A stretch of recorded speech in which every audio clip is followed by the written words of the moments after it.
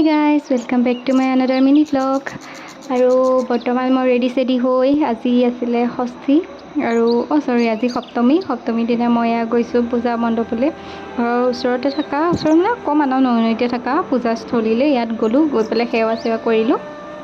কৰি পেলাই তাৰ নেক্সট দিনা অষ্টমী দিনা পূজালৈ গোটেইজাক যাওঁ বুলি ভাবিছোঁ মা মই ভণ্টিপাত পিন্ধিবলৈ কাপোৰ কি বিচাৰি পৰা নাই ফাইনেলি এযোৰ পাই গৈ পিন্ধিলোঁ আৰু তাৰপিছতে মা মই ভণ্টি খুৰী গোটেইজাক মিলি গৈছোঁ জেঠাই এনেকৈ গোটেইজাক আমি মিলি কৰি পেলাই পূজাস্থলীলৈ গৈছোঁ আৰু আমি বৰ্তমান আহি আছোঁ কঠীয়াতলি চাৰিআলি আৰু এনেকৈ আমি সকলোৱে মিলি আহি আছোঁ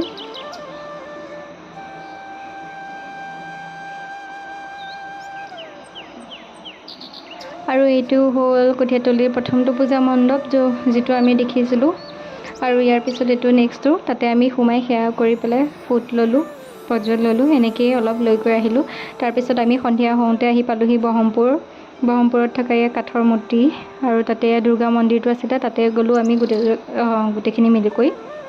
আৰু তাতে এনেকুৱা ছাইডতে শিৱ বাবা মানে কৈলাশখনৰ সৈতে অকণমান দেখুৱাবলৈ ট্ৰাই কৰি থৈছে বাট ভাল লাগিলে দেখি কৰি আৰু এয়া হ'ল দুৰ্গা মন্দিৰৰ ভিতৰৰ ভাগ আৰু ইয়াতে এনেকৈ বাহিৰতে চাকি জ্বলাই থোৱা আছে আৰু এয়া হ'ল ভিতৰৰ দেৱী মা আৰু লগতে পূজাৰী এয়া তেওঁ পূজা কৰি আছিলে মই অকণমান ভিডিঅ' কৰি থলোঁ আৰু আমি এনেকৈ ইয়াতে সেৱা কৰিলোঁ গোটেইজাকে মিলি কৰি তাৰপৰা ফুট ল'লোঁ ইয়াতো সেই একেই পৰ্জল খালোঁ তাৰপিছত আমি ধুনীয়াকৈ ওলালোঁ বাহিৰলৈ আৰু তাতে এয়া প্ৰসাদ খাই কৰি ল'লোঁ তাৰপৰা আমি ধুনীয়াকৈ গ'লোঁ দোকানলৈ গৈ পেলাই ধুনীয়াকৈ চাহ একাপ খালোঁ